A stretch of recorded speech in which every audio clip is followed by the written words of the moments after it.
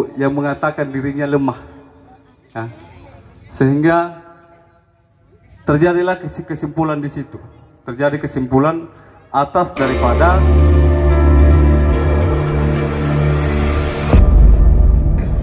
terima kasih kepada Pak Aranuddin, Jega dan Bung Jolita telah memperjuangkan hak mereka dan dibayarkan kembali. Jadi untuk ke depan ini, untuk seluruh kawan-kawan pekerja dari HEJ, marilah kita bersatu.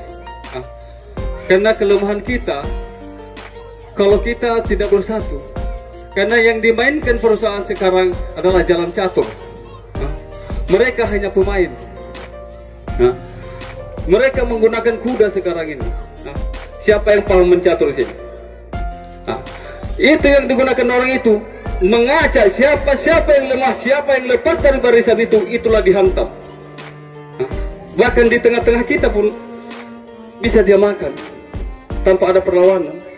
Makanya organisasi selalu instruksikan perketat barisan, supaya jangan orang-orang pun sekeliling kita yang mau memusnahkan atau mengambil kesempatan di antara kita, jangan. Ya, buktinya sudah kita lakukan juga. Bahkan kita hari itu waktu kita berjuang 2019, apa yang tidak kita lakukan?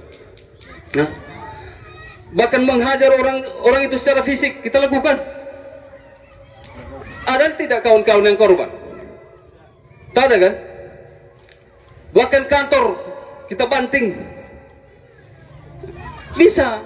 Yang penting persatuan itu harus kokoh. Dan jangan pernah kita takut.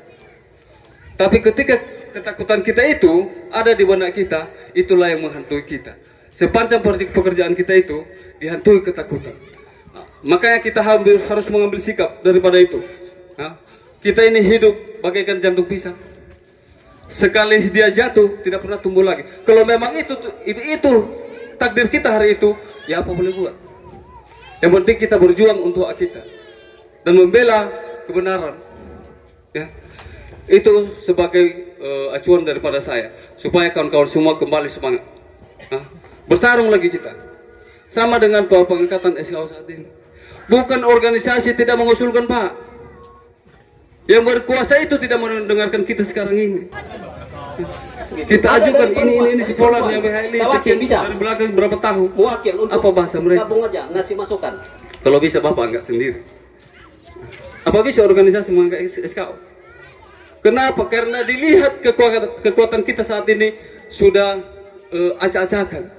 Bahkan kawan kita pun ditindak di tengah-tengah kita, malah kita ketawa, itu nasib dia itu.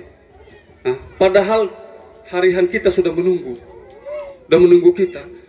Kawan kita bermasalah hari ini, besok sudah menunggu kita masalah itu. Begitu kita ditindak, kawan kita juga ketawa. Akhirnya satu hari ini, besok jadi 2, besok jadi 3, dan sampai selama-lamanya kita musnah dibuat perusahaan ini. Banyak yang terjadi saat ini. PKW, PKWT, PHK tanpa pasangan. Bahkan SKO yang terjadi di Ableng 4 ya, Pak Togar. Di PHK 13 tahun hanya 31 juta. Bayangkan itu. Tetapi ini setiap masalah jadi pedoman bagi kita, bukan ketakutan kita. Belajar kita daripada masalah itu semua. Belajar, kita pelajari. Apa kelemahan daripada masalah itu? Kenapa seperti ini? Bukan kita malah kita ketawain dia, bodoh kali itu, atau beginilah. Tidak. Belajar kita daripada masalah ini. Karena selagi kita di perusahaan ini, masalah itu tidak terlepas daripada kehidupan kita. Lain hal kita sudah keluar dari perusahaan ini. Mungkin itu sajalah yang saya sampaikan. Untuk kawan-kawan, saya harapkan kembali solid, ya, kembali solid dan tetap kita berjuang. Baik pun pekerja-pekerja BHL seperti yang Bung Wardin bilang tadi, sebenarnya di kebun-kebun lain tak ada pasangan BHL itu. Hanya kita di HJN yang ngotot terus bayar pasangan BHL, bayar pasangan BHL. Kenapa kita peduli? Kita peduli betul sama BHL itu. Sama, baik pekerjaan lainnya. Mereka mengerjakan pekerjaan yang sama-sama dengan pemanen, ya, mengambil basis yang sama. Kenapa BHL juga tidak sama haknya dengan SKW itu? Itu yang selalu kita ngotot terus sama perusahaan itu.